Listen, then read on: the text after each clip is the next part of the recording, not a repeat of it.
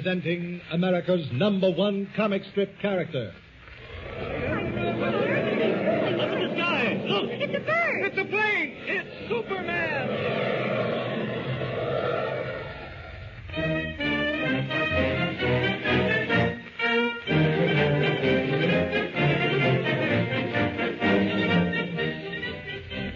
Yes, it's Superman, young America's stalwart idol whose astounding exploits are responsible for the unprecedented monthly sale of 800,000 copies of Action Comics magazine and over 1 million of the quarter copies of Superman magazine.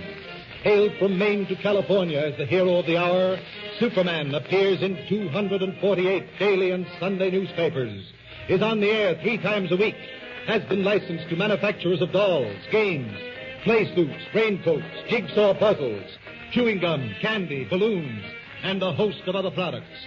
And beginning in January 1941, will appear in a series of Paramount animated cartoons to be released monthly in 4,000 motion picture theaters throughout the United States.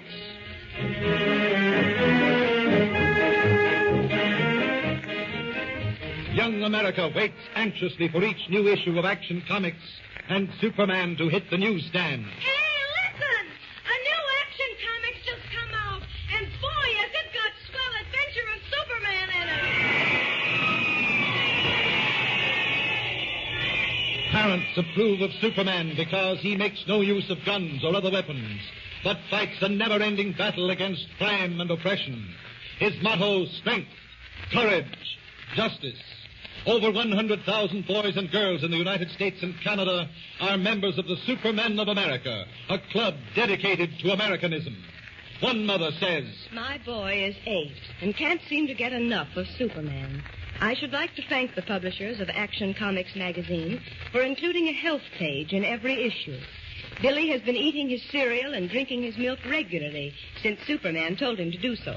And finally, recognition for Superman from some of the most famous radio programs on the air.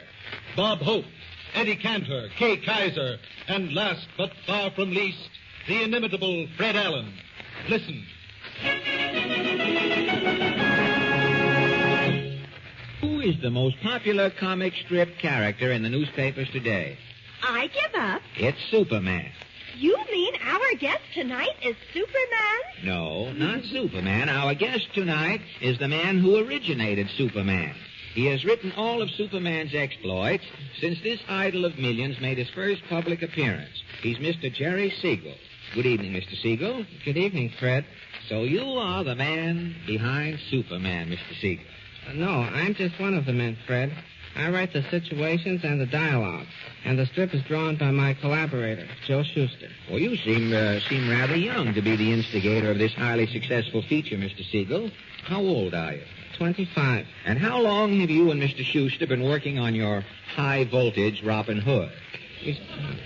We started about 8 years ago, but Superman has been in print only the past 2 years. Well, what caused the delay? Cirrhosis of the batteries? No, Fred. It took us 6 years to sell Superman. He was turned down by almost every comic editor in the country. Well, they laughed at Fulton with his steamboat, you know. I guess around your home, Superman was known as Siegel's Folly. But tell me, where did your strip first appear? In May 1938, Superman came out in a magazine called Action Comics. Was he well received? The strip attracted so much attention that the publishers decided to give Superman his own magazine. And his popularity increased then by leaps and bounds. Yes, Fred. Today, Superman is in 218 newspapers, reaching 20 million people. He's in magazines, on the radio, and now he is going to appear in Paramount shorts. Well, who is Superman supposed to be, Mr. Siegel? He isn't old Frank Merriwell with a dynamo in his union suit, is he?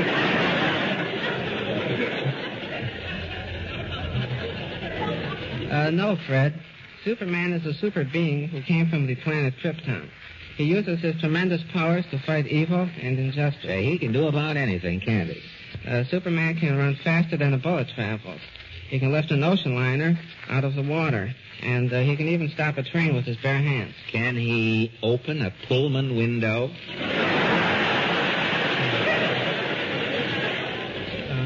Easily, Fred. What a man. I noticed that Superman is always benefiting humanity. Yes, Fred. He saves people from floods, stops wars, and he's always breaking up crime rings. Well, fortunately, Superman only exists in your imagination, Mr. Siegel. If he stamped out all of our crime, J. Edgar Hoover would be reduced to playing bits on gangbusters. Now, tell me, how far ahead do you have to write your strips? I usually keep 3 months in advance. Oh, you're so afraid of your syndicated Frankenstein? No, it's Mr. Ellsworth, the editor, and my wife. They get after me. They do, huh? Why don't you get Superman after that? Well, it must be a wonderful feeling, Mr. Siegel. 20 million people waiting with bated breaths to see if Superman is going to pull up the Holland Tunnel and blow the perisphere through it for a spitball.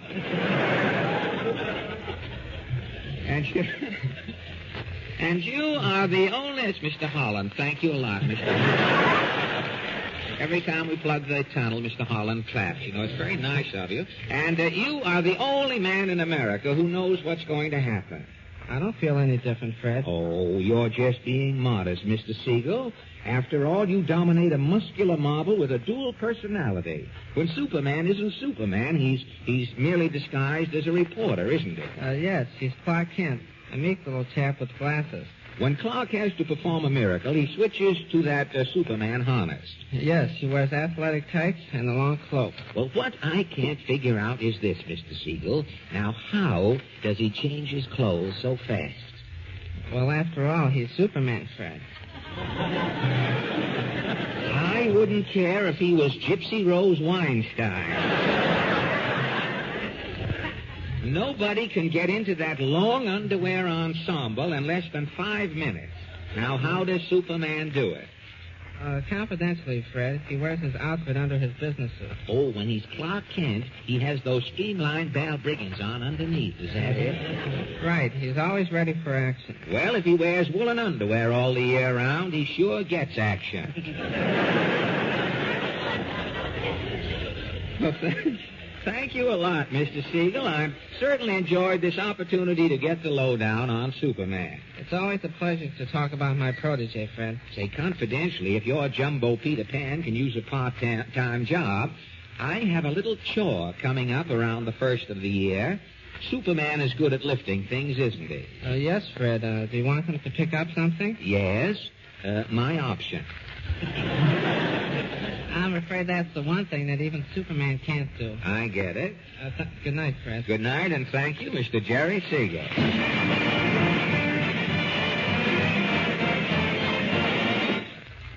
And now it gives me great pleasure to present to this convention the man who can leap tall buildings at a single bound, race a high-powered bullet to its target, bend steel in his bare hands.